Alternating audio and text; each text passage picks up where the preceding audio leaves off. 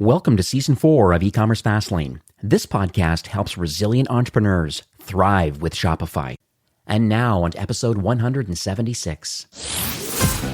You're listening to E-commerce Fastlane, the podcast show to help you build, manage, grow, and scale a successful and thriving company, powered by Shopify. Listen to real conversations with partners and subject matter experts as they share proven practical strategies, platforms, and the best Shopify apps to help you accelerate your business. The time is now for you to improve efficiencies, grow revenue, profit, and lifetime customer loyalty. Please welcome your host, startup founder, and strategic advisor, Steve Hutt. Today's podcast is sponsored by Frontend, a powerful storefront solution from the team at Shogun. If you're tuned into the e-commerce space, and you likely are since you're a subscriber here at E-commerce Fastlane, you've no doubt heard about going headless or building a headless commerce storefront. And if you've gone as far as exploring some of these headless solutions, you know there's an incredible amount of info to wade through and to consider when making a storefront pivot. You may have heard that headless commerce means a move from a commerce-led to a content-led solution, or maybe you've heard that it represents a lean-in more towards an API-first approach. Either way, as with any largely uncharted territory, it can be hard to work out what's growing faster, the technology or the terminology. The great thing about headless commerce is that it can get your Shopify store to load incredibly fast, eliminate the compromises when it comes to your brand's look and feel. You get full front-end control and flexibility, which will help you convert more of your website visitors. Amazing brands like Groove Life, Nomad, OneBlade, and so many more have taken their storefronts headless using Shogun's front-end platform. You can increase your conversion rate with a less than 1 second page load, and more importantly, you can empower your e-commerce team to manage content more efficiently with Shogun front-end. They truly are the next generation in e-commerce experience platform. Request a demo and see what the front end can do for your Shopify brand. You can check them out at getshogun.com. That's GETSHOGUN, getshogun.com/front end for more details. Well, hey there, it's Steve, and welcome back to the E-commerce Fastlane podcast. Now, if this is your first time listening, this is an e-commerce show where we have honest and transparent conversations about building and thriving with your store powered by Shopify or Shopify Plus. If you're an ambitious, lifelong learner, you're definitely in the right place today. Now, new episodes are available twice weekly with your favorite podcast players like Apple Podcast, Stitcher, Google Play, Spotify, and many more. You can also stream current episodes. I think we're up to 175-ish episodes, and they're all available at E-commerce Fastlane. Very relevant back catalog is there, and you can stream them at E-commerce Fastlane. Now, in today's episode, my guest is Chris, who's the CEO and co-founder of a company called Linkby. That's Linkby, Linkby.com. And they're a platform, and what they do is they help direct-to-consumer brands to get more editorial coverage and a lot of these premium locations. Think like Forbes Shopping and Bustle and Daily Mail and so many other publications. I'm going to dig into it. I know he's been growing this business. We're actually recording. I'm in Canada, in British Columbia and Vancouver, and it's 6 o'clock in the morning for my guest today, who's coming from Sydney, Australia. So welcome, Chris, to E-commerce Fastlane. Thanks, Dave. Thanks so much for having me. Oh, my pleasure. I appreciate the opportunity of recording this today. I know being so early in the morning, but that's the benefits of where there's talent and technology. It's nice to get us both together today, and let's record this content because I believe there's some opportunities for a lot of Shopify brands who can get value out of the kind of services that you offer through Linkby. 100%. I think it's remarkable when you look at Shopify being built out of Canada and our ability now, especially with everything that's happening in the world at the moment with this global pandemic, to be able to grow and start a business and work with clients in anywhere that they may be in the globe. It's a really beautiful thing. It is wild. So you heard me mention what Linkby does a little bit at the top of the show, but I think it's always best kind of in the founder's own words. So what does Linkby do, and what sort of problems are you solving for Shopify store owners? Yeah, sure thing. So very simply, I suppose our goal is to make brands famous. So when we say that, what we mean is that we help brands of any size get more editorial coverage across some of the biggest digital publishing brands in the world. So that includes brands like Forbes Shopping, Daily Mail, Bustle, and a whole heap more across not just the US, but also the UK and Australia, and soon to kind of expand into other international markets as well. And so we do this by creating a cost per click advertising campaign between your brand and the publisher. So you only pay for the successful clicks back to your store. And we've helped brands drive return on investment off the back of these campaigns as high as 953%, while also driving all those other benefits that come with that editorial coverage, such as building your brand, developing trust, and getting you featured alongside some of the biggest brands in the world. I'd also add, I can imagine their SEO value of having a link from a premium publisher, their domain authority and credibility in Google's eyes, and then having some editorial content published on there. That is going to be like an evergreen piece of content that literally would, I guess, transfer a lot of that, I'm going to call it link juice, back to your Shopify store. Yeah, I don't think anyone quite knows for certain exactly how the Google algorithm works and whatnot. And I think because it's commercial content, a lot of the major brands do use do not follow links, but you still have your brand being mentioned across these huge publishing brands and linking back to your site directly and generating traffic through that way. And one of the beautiful things as well is that often some of the most successful results have come from introducing your brand to a whole lot of new customers. And so that's one thing about Linkby, is that it's a really great way to make sure that you're not just continually marketing to people that you're retargeting, for instance, and where you're sort of hitting the same consumers over and over again through the same platforms. It's really a great way to cast your net a bit wider and bring people into the top of the funnel through a platform that can also convert for you as well. Net new visitors. Love it, love it, love it. Okay, this is great. So let's talk a little bit about your journey, because it just fascinates me why people build what they build. And I believe there's a lot more than just, hey, I'm looking for some recurring revenue. Or I think the business model really goes along with the journey of the people that actually built the product. And it just kind of, usually there's an aha moment, usually. So I'd love if you could share with the audience today, like kind of what uniquely positions you and your co-founder, I guess, on a couple different points. Like number one, to have the desire to even want to build a platform like this. And then where did the expertise come? Because obviously you've been wildly successful through Australia and now expanding massively into North America now. So just would like to understand that whole journey. Of course. Well, I like to kind of feel as if my whole career has been sort of building me up to create this business and this company. So 16 years ago, I co-founded my previous business, which definitely in Australia, I'm probably most known for. It's a youth-focused publishing brand called Pedestrian, and it grew to become Australia's largest independently founded media brand.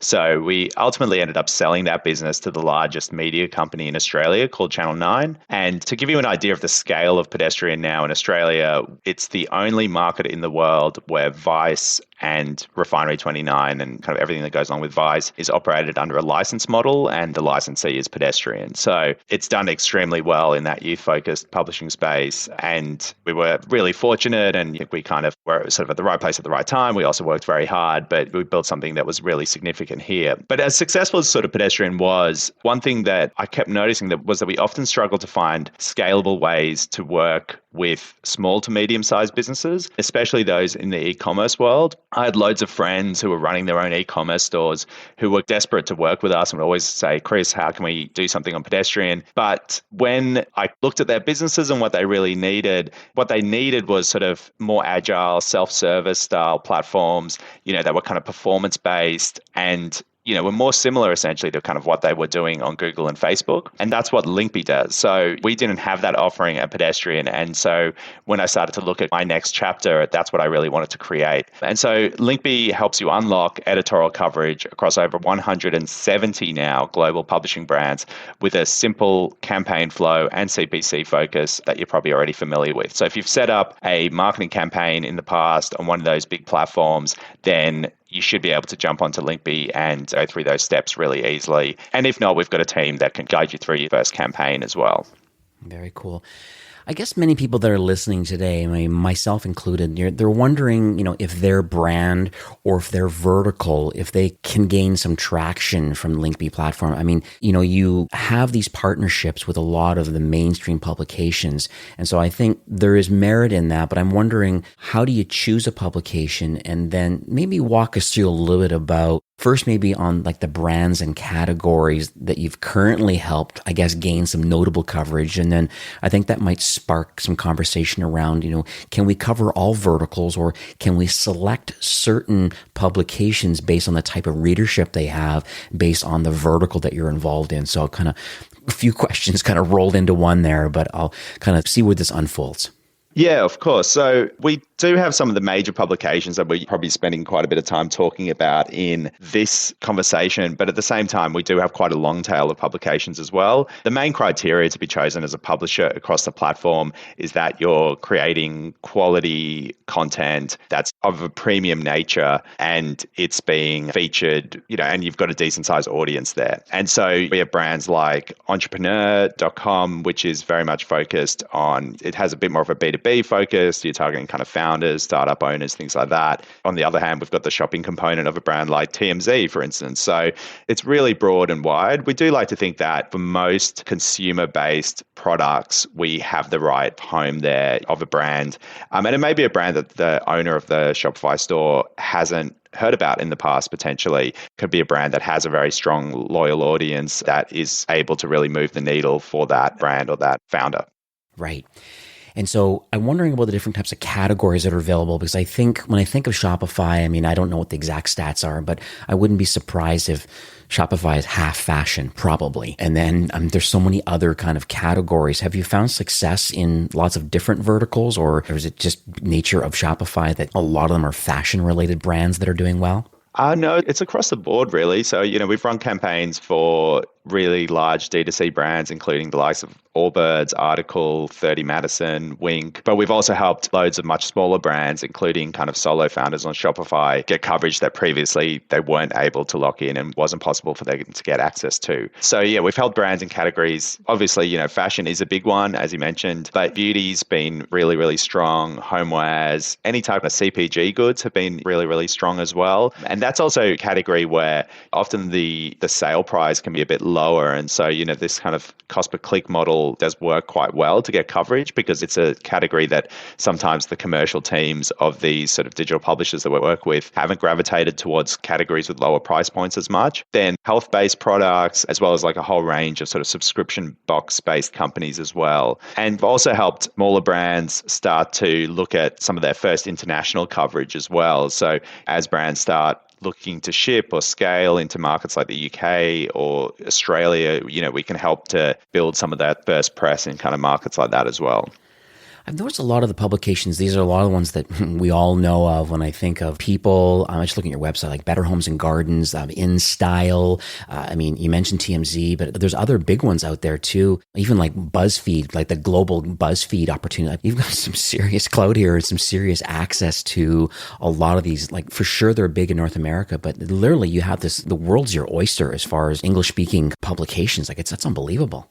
Yeah, thanks, Steve. Yeah, we've been pretty busy. We still feel like we've got a long way to go. And, we've got a lot of conversations and a lot of more big publishers hopefully about to drop into the site, especially across North America. But yeah, we're thrilled to have Meredith join, who obviously, as you sort of mentioned, publish People and Better Homes and Gardens and InStyle. And so we're working with them at the moment to get some of the first brands that they're going to be featuring, getting them samples and getting the editors across those products. We've also got brands like Insider, Pure Wow, the Hearst brands as well. So we've got the newspaper component of the Hearst brands in North America, and then we've got the magazine side of the business in the UK, and hopefully, down the track we'll have the magazine side of the business in the US as well. We have like kind of men's focused sites like Uncrate and Cool Material. We have Entrepreneur, as I was saying before, which helps give you access to that kind of startup, kind of founder sort of community. The Inventory, which is very product focused, published by the team at Geo Media, as well as the portfolio brands under the Bustle arm. So we do a lot of work with the newsletters of like the Zoe Report and, as you mentioned, BuzzFeed globally. So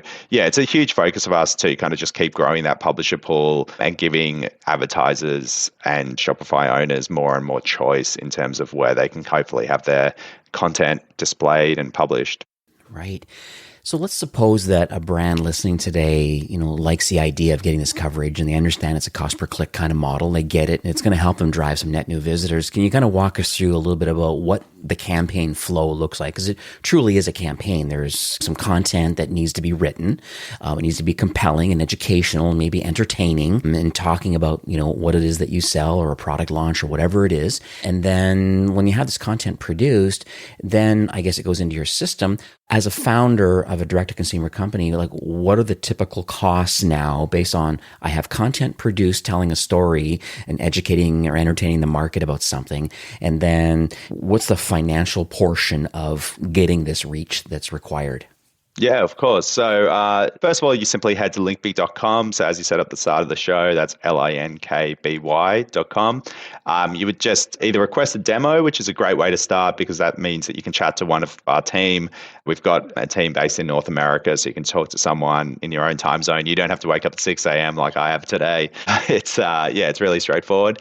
You set up an account. From there, you can set up a campaign in just 2 minutes. So the platform essentially kind of guides you through the steps to create what by the end of it is almost like a simple press release. So if you have written a press release before, great. If you haven't, don't stress. It's very, very simple. It's essentially just a kind of a briefing form for the publisher so that they know everything that they need to know about your brand, but also about what it is that you would ideally like them to kind of write about. Brands use the platform to talk about a sale that they might be having, kind of trying to get cut through around a sale period like Black Friday or Cyber Monday. Or it could be a new product or a new initiative that you're launching or a new vertical. All of these things are things that we've helped Shopify founders with over the years. So you can then put in your campaign dates, very similar to kind of a Facebook campaign or something that you're running on Google or Instagram. You put the start and the end date in. You won't get charged for anything that happens outside of those campaign dates. We recommend about a kind of 3-month campaign to kind of give publishers the largest possible opportunity to be able to pick up the story, write it up, and then also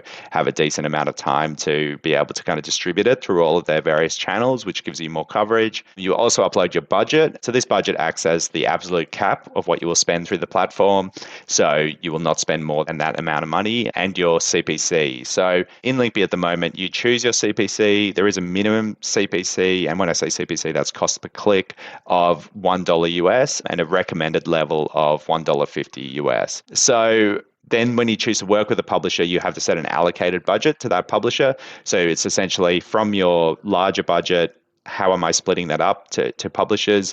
Most publishers have allocated budgets of $2,500 to $5,000 across the US, which acts as your budget cap with the publisher. So again, it basically acts as your ceiling where you will not pay more than that. And you're only charged for the clicks from dollar number one. So if a publisher only drives 50 clicks for you and you're paying a $1.50 CPC, then you'll only be charged $75. But if that publisher drives 2 million clicks for you and they've got a $2,500 budget cap, you'll only be charged $2,500. So you only get charged for the clicks that you drive up to your maximum budget cap. So the most you'll have to pay and you'll only charge what's actually delivered. So there's no kind of fixed fee component to the costs at all. One follow-up question I have, and it's probably not related to the Linkby product, but a lot of these publishers are physical print publishers also, and or are available in PDF format and through e-readers and all these different things.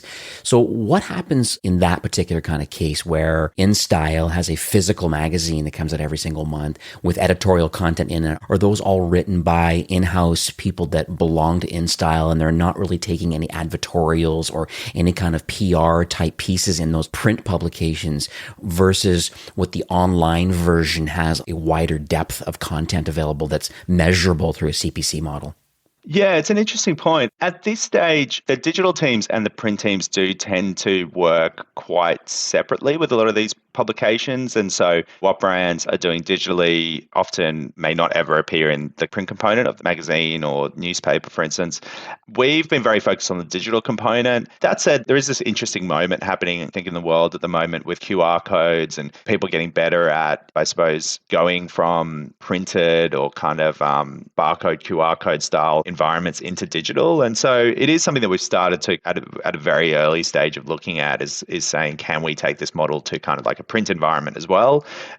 It may seem like a strange thing to do in 2021 to be looking at how you can go from digital to print, because digital is pretty sweet, in terms of kind of having like very low limits to kind of scalability. But it is definitely something that we think is interesting. And I think for these publications, I mean, I'm a absolute sort of publishing nerd, and kind of my first ever job was at a kind of a news agent, which I'm not even sure if you have that term in the kind of the US or Canada. Maybe it's like similar to like a newsstand, where like I would sell magazines and things like that. And that's back when I was, kind of 15 years old. So I've always been surrounded by these publications and mastheads and print products. And I love it all, like, any type of kind of content, wherever it is. And so anything we can do to sort of help small to medium-sized businesses better connect with publishers, I think is a good thing. So it's definitely something that's on our radar. But at the moment, it's predominantly across the digital component of these publications, and that's where you're getting the value. I've saw recently, more of a side note, but I've seen a lot of QR codes. Some are being inserted in like thank you cards inside boxes from direct-to-consumer brands, and that QR code is then redirecting to getting a review or getting involved in the loyalty programs and stuff like that. So it's kind of an interesting engagement way of a physical thing you need to do with your phone. Also notice a lot, kind of off topic a bit too, but even in restaurants and stuff, where they don't want to bring out a printed menu, they just have the QR code on the table that you kind of scan. They say, are you okay with the digital menu? Instead of the one in your hand. And so we always kind of take a quick snapshot of that and boom. So it seems that more and more people are getting used to the QR code kind of opportunity it's available. And I have seen it in print magazines and stuff, just to direct to a more engaging kind of online presence and or landing page and lead capture and all the things that go along with getting out of print and getting into the digital realm. Yeah, definitely. It's definitely changed over the last couple of years. I think when people first started putting codes into kind of print products, people thought that was a bit crazy. Like it's like, oh, well, no one's going to do that. Whereas now you kind of go, well, 100% of people almost know how that thing works. And so therefore, if they want to find out more, they probably will find out more. So yeah. I've even seen physical packages now too, like actual goods with a QR code on them, like the outside packaging. Yeah, wow. So it's so interesting kind of where it's headed. So let's kind of pivot a bit over to a story, hopefully. I tried to prep you before this call to say, hey, can you find one particular kind of impactful story that you feel could tell and set the stage and tell the right story around, hey, they needed access to, more top of funnel, more awareness and consideration for their product. And I know they're in the direct-to-consumer space and the consumable space. And so I'm going to leave it up to you to kind of share how you met this company and kind of just the whole process that went through and how do they onboard, and just nice to share what success looks like on the Linkby platform today. Yeah, of course. I mean, it's one of the biggest thrills for me is working with companies that are run by friends, or just companies that are run by first-time founders or young founders, and seeing them get these amazing results off the back of the platform. There's been a lot, like, where people have said, wow, this is outperforming my Facebook ads, or this is getting this coverage has helped me get stocked in this major retailer, or, there's so much that these getting this nod from this premium mastheads can drive and whatnot. But one story that really stands out was actually quite early in our journey. And so it was exciting personally because it was a real validation of what we were doing as much as it drove great results for the founder involved. And so, kind of one of those early customers, they were a sustainable coffee pod company called Tripod Coffee. So first of all, they were not just selling a product, but they were selling a product that had a really strong sustainable angle to it. They had these coffee pods that were actually kind of compostable, and they wanted to try to rid the world of these like one-use coffee pods. And I thought that was a mission that was really strong, and, the product was fantastic. But, like with any small business, as good as your product can be, you're still up against much bigger players in that market who can always outspend you, who are much more likely to get picked up by major publications. So yeah, David, one of the founders of that business, he discovered us via a Slack channel of D2C marketers that were sort of talking about Linkby and their strategies around that. And they ran their first campaign, which was a big deal for them. Like they were a tiny team, and, kind of every marketing dollar needed to perform. And I guess because of the way we work with publishers, we do have these these budget caps in there, which I think sometimes can be a little bit daunting to brands, but they took the leap. They realized the power that one or two really strong articles could drive in that early stage of their business. And yeah, they pitched to a handful of publishers, and very luckily they got the campaign picked up by David's First Choice, which was a website in Australia called Broadsheet. Interestingly, getting a broadsheet feature in Australia is huge. There's actually this term, it's called getting broad chat. Basically, what that means is getting featured across this site sometimes leads companies to get so much new traffic and business that it actually kind of sometimes causes issues for them because there's too much demand for their products. And so they're really lucky to get featured across this site, all facilitated via the Linkby platform. And Broadsheet was a publication that's hard to get into. They're picky about who they write. Getting coverage has led to huge outcomes for brands.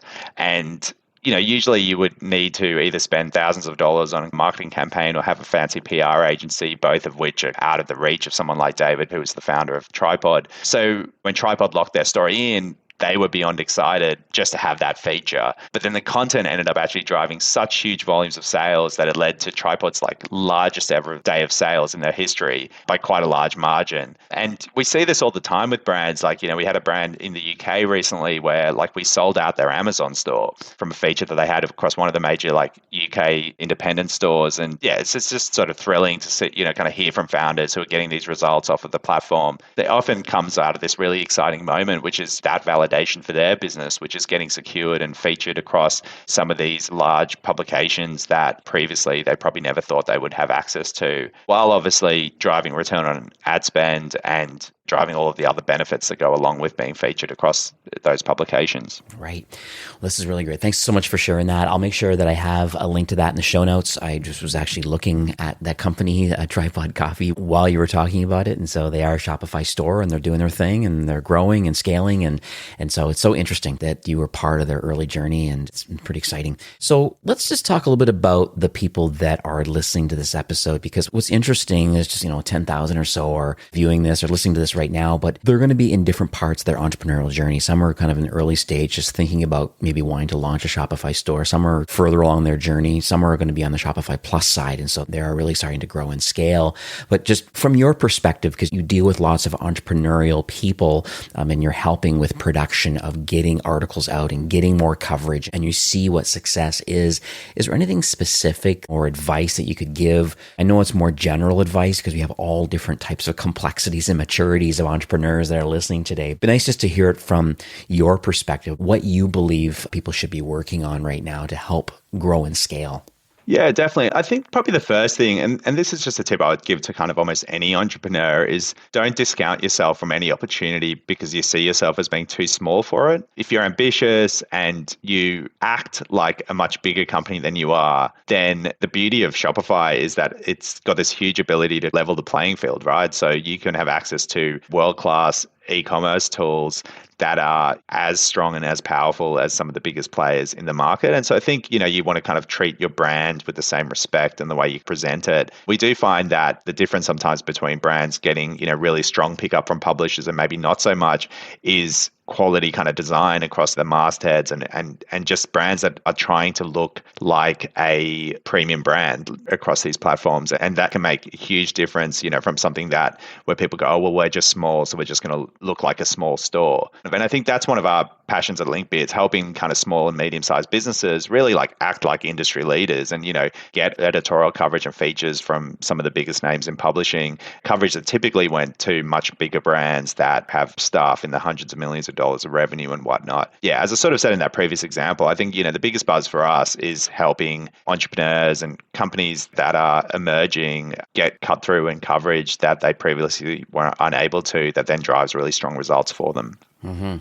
Love it. Love it. So what does the future look like for Linkby? Are you able to share maybe what your North Star is? I know that, we've not maxed out Australia and UK, but, your journey started there. And here we are now in the US. Are you able to, just end of the day, I'm just trying to understand more about how you're going to continue to iterate on your platform and just offer more value. You have lots of publications, but just what's the future going to look like? Yeah, definitely. Well, we're continuing to have more and more conversations with more more publications. So the goal is to really significantly expand our publishing pool, especially across the US. So that's going to be something that you're going to see if you are on the platform. You'll see over the coming months that there'll be more and more big names joining the platform. We're also currently testing out some new products that will add even further scale to kind of what we're doing, but still really tightly connected to our mission to help revolutionize the way that brands and publishers connect. And we'll also start to, probably quite later in this year, start to look at other international markets to expand into as well. So we're looking at other European markets as well as doing work across Asia as well. So for us, it's with every market we've been into so far has been a success, and there's definitely huge demand for this product. When I talk to global teams that speak directly to brands, they always say, I've never had so much positivity around a product, which is cool. So it definitely doesn't feel like you're kind of selling anything. It feels like you're really solving a problem, which is what we try to do. So I'd say growing and expanding the publishing pool, building some new products that help to just add a bit more scale to the offering, then kind of further internationalization is what the real focus is. Perfect. So, Chris, we are nearing the end of the show for today, but do you have any insights or any takeaways that you would like to leave with our listeners today? So I'd say that making your brand famous is one of the biggest challenges for any D2C brand, and it has positive flow-on effects to everything else that you do. And that's exactly what Linkby is trying to help do for brands all over the world. We want to increase their brand fame by helping them connect and secure editorial coverage from premium digital publishing brands, so the likes of Forbes Shopping, Daily Mail, and Bustle. Our cost per click offering makes it easier than ever before to kind of scale your editorial coverage, as you only pay for the clicks back to your site. Editorial placements like these, they deliver readers content and also context around your brand. So when they click through, they're more likely to convert. And we've been really lucky to be able to help work with brands deliver return on ad spend as high as 953%. And all of this has led to Linkby becoming one of the secret weapons of some of the most effective D2C brands around the world. Wow, that's awesome. So how can people learn more about your solution? Where can they go to get more details? If you'd like to find out more, simply visit linkby.com. So that's linkby.com. And you can set up a free demo, chat to one of the team, and find out how we can help make your brand famous and get you some more editorial coverage across premium publishers around the world.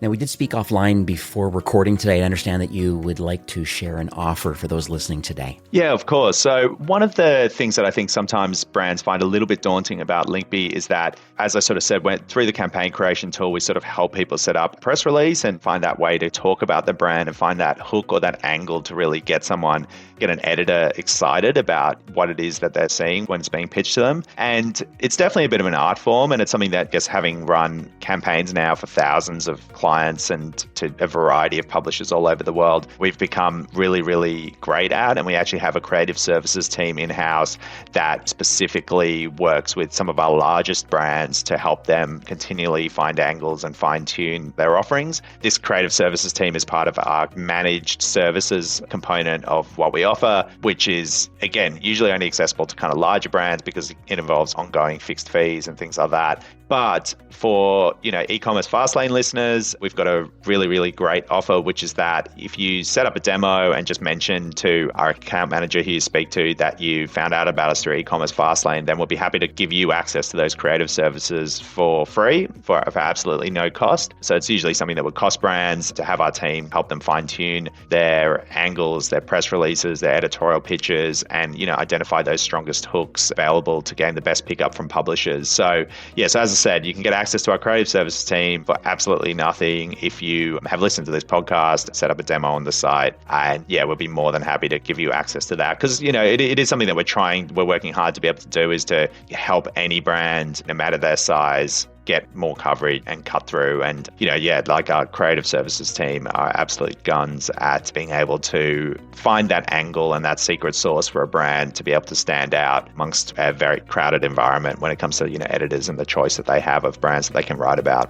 One nice thing too is I'll make sure that I have the link to the sign up form and some of the details, like further details on this creative services. I think it's an amazing offer, and I want to thank you for that. I'll have it redirect from ecommercefastlane.com/Linkby, and that will redirect you to this particular landing page, which will have the details of how you can get a demo just to see the platform, sign up for it, and then think about the campaign that you want to build, and then have one of the team members through the Linkby creative team to kind of help.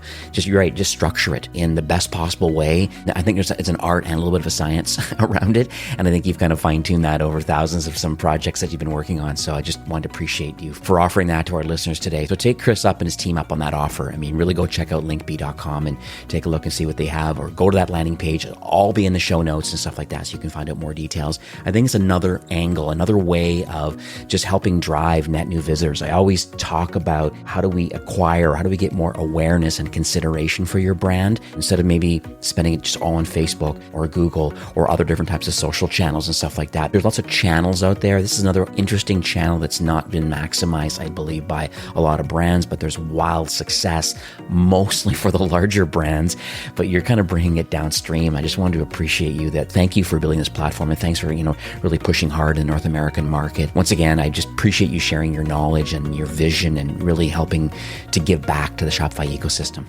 No, thanks so much, Steve. Thanks so much for your time. And it's such an amazing opportunity to be delivered into the earphones and earbuds of all of these amazing Shopify founders. I think as a Shopify shareholder, pretty amazing seeing such an amazing business form that's given so many people around the world such huge opportunities. And yeah, like as I said, I think we haven't actually pulled the data. I would hazard a guess that probably more than 60 or 70% of our clients are probably on Shopify. So it presents a huge part of our ecosystem as well. And anything we can do to help, please just reach out. All right, sounds good. Time for you to have a coffee and time for us to say goodbye. Have yourself a good morning. Thanks, Dave. Today's podcast is sponsored by Frontend, a powerful storefront solution from the team at Shogun. If you're tuned into the e-commerce space, and you likely are since you're a subscriber here at E-commerce Fastlane, you've no doubt heard about going headless or building a headless commerce storefront. And if you've gone as far as exploring some of these headless solutions, you know there's an incredible amount of info to wade through and to consider when making a storefront pivot. You may have heard that headless commerce means a move from a commerce-led to a content-led solution, or maybe you've heard that it represents a lean-in more towards an API-first approach. Either way, and as with any largely uncharted territory, it can be hard to work out what's growing faster, the technology or the terminology. The great thing about headless commerce is that it can get your Shopify store to load incredibly fast, eliminate the compromises when it comes to your brand's look and feel. You get full front-end control and flexibility, which will help you convert more of your website visitors. Amazing brands like Groove Life, Nomad, OneBlade, and so many more have taken their storefronts headless using Shogun's front-end platform. You can increase your conversion rate with a less than 1 second page load, and more importantly, you can empower your e-commerce team to manage content more efficiently with Shogun Frontend. They truly are the next generation in e-commerce experience platform. Request a demo and see what the front end can do for your Shopify brand. You can check them out at getshogun.com. That's GETSHOGUN, getshogun.com/front end for more details. Well, that's it for today's episode. I'd like to thank you personally for being a loyal listener of E-commerce Fastlane. It's my hope that this podcast is offering you a ton of value through growth strategies, tactics, and exclusive insider tips on the best Shopify apps and marketing platforms, all with my personal goal to help you build, manage, grow, and scale a successful and thriving company powered by Shopify. Thanks for investing some time today and listening to the show. I'm so proud and excited that you have a growth mindset and are a constant learner. I truly appreciate you and your entrepreneurial journey. Enjoy the rest of the week and keep thriving with Shopify.